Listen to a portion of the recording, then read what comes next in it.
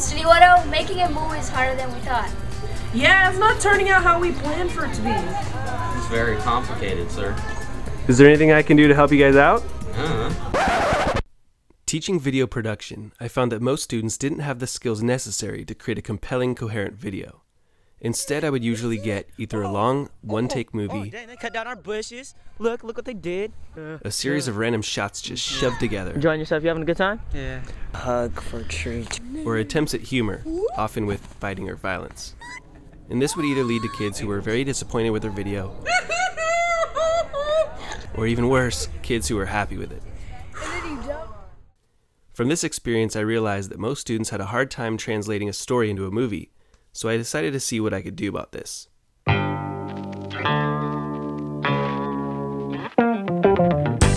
In our Media Literacy and Research Methodologies course, Dr. Wiley had us research several topics to practice proper researching methods.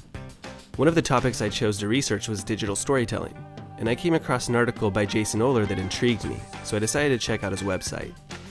Here's where I discovered storyboarding, and specifically, he wrote that a storyboard is used to make sure that the story flows logically and sequentially without holes or detours.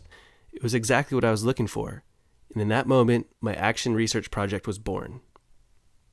In months 2 through 5, I continued to refine my research on the storyboarding process. I narrowed the information down to 3 important findings: the power of visuals in learning, the power of sensory integration, and the power of organization, chunking.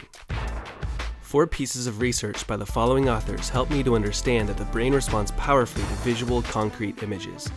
Therefore, storyboarding can be a powerful method for visualizing and understanding the complexities of a particular story because it allows users to piece it together like a puzzle. 5 pieces of research by the following authors taught me about the multimedia principle. This was also highlighted in my Digital Media and Education Applications course in month 6 with Ms. Smith. Basically, people learn better when corresponding words and pictures are presented simultaneously. Since storyboards inherently use both text and visual images together, my students would benefit from this organization. Finally, 4 pieces of research by the following authors explained how storyboards, with their specific structure and layout, allow people to use the visual images to process the story linearly as well as holistically. By chunking the story out scene by scene, the user can be sure that it flows shot by shot from the micro perspective as well as a whole from the macro perspective. For the first cycle of my action research, my main objective was simply to introduce students to storyboards and to provide them with some basic skills that would enable them to create quality storyboards. To achieve this, I emphasized the use of various shot types with a thoughtful sequencing of shots, and I embedded this practice within a variety of activities. Before starting, however, I decided to see what the students already knew. In the Training and Motivational Development course in month 3, Ms. Haynes exposed us to Dr. Kirkpatrick's 4 levels of evaluation. Based on this information, I designed a pre-survey for my students to take as we started the first cycle. The survey was primarily used as a baseboard to determine how much students' attitudes and abilities would change throughout the cycle. I also gave a pre-test where the students storyboarded a short story. An interesting finding was that the large majority of students used a single shot type for every single scene in their story. I launched the cycle by showing the students a few YouTube videos that explain the process and purpose of storyboarding. And next was the hook activity. In teams of 2, students received a short story in storyboard format comprised of only 8 shots. They also got a pair of scissors, some glue, and 3 colored sheets with images on them. Their objective was to choose the best visual for each shot in order to tell the story in the best way. When they finished, they compared their storyboards, defending the use of each image. Immediately, students noticed that most teams had a variety of color. I explained that each color contained shots of a specific type. The pink color were mid-shots, green were close-ups and extreme close-ups, while yellow were only long shots. I congratulated them on their natural talent, emphasizing that good videographers use a variety of shot types for specific purposes throughout their films. From here, I introduced them to a basic storyboarding template and we created some storyboards together. I encouraged them to use simple drawings that clearly communicated the desired composition of the shot. The template evolved over time in order to be as user-friendly as possible. I even added examples that were printed on the back. This single change alone greatly improved the variety of shot types that students used in their storyboards.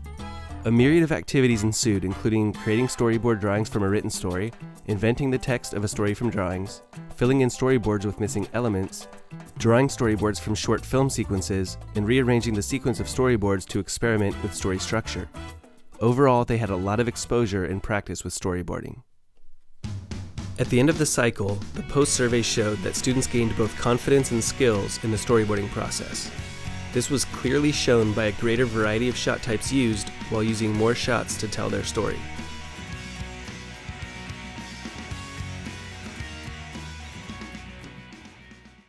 An observation I made with Cycle 1 is that many students not only lack the technical skills of video production, but they also weren't sure how to use iMovie effectively.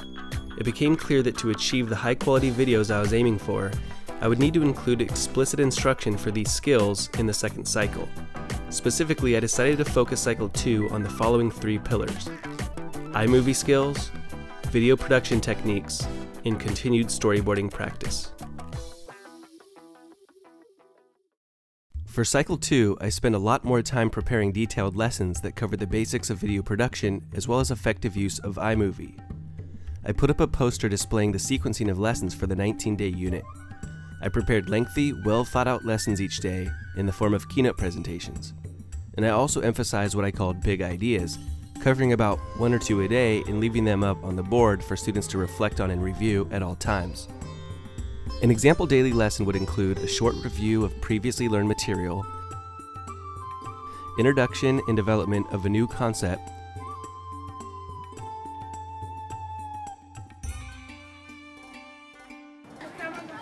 field time to explore that new concept, dedicated time in iMovie, and a closing activity. The repetition of the initial review was critical for putting the terminology and skills into longer-term memory. Also, this cycle happened to coincide with my filmmaking principles and education class with Miss Craven, so I picked up some ideas from her as well. The culminating activity at the end of the cycle required students to write an original story, storyboard it completely, film that storyboard, and then edit their footage in iMovie. I used a control class that did the same activity except without using the storyboards.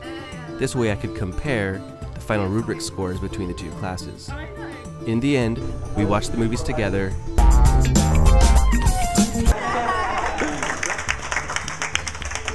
and graded them using the rubric. After observing the work and analyzing the data from the second cycle, several patterns emerged. It was clear that the use of storyboards improved the overall quality and coherency of their movies. They also used a greater variety of shot types. Perhaps most importantly, when surveyed, the students themselves attributed a high level of value to the storyboards.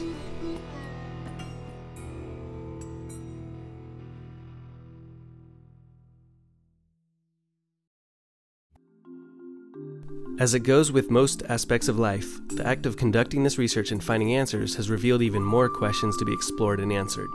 Specifically, I noticed several areas of weakness within my classroom environment that I would like to address. First, the homework turn-in rate was much lower than I would have liked it to be. On some days, less than 50% of the students in a particular class submitted their homework, and this is unacceptable. To prepare them for a demanding future, it's important that they develop strong, reliable work habits, so finding ways to motivate them to complete all assignments would be helpful. Another problem area I noticed was the inconsistent dynamics between various members of different groups.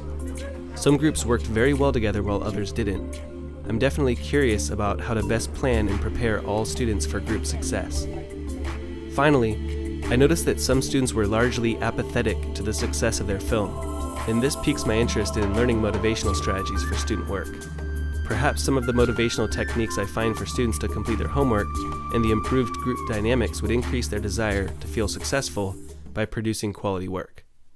As I finish off this school year, my life and career are about to make a dramatic turn.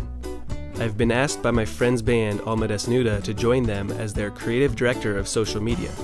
Basically, my job will be to take them to the next level by bringing them to the world through creative videos, marketing, and a generally improved online presence. This research has cemented my joy for video production, and it will help me to be more effective with these future endeavors.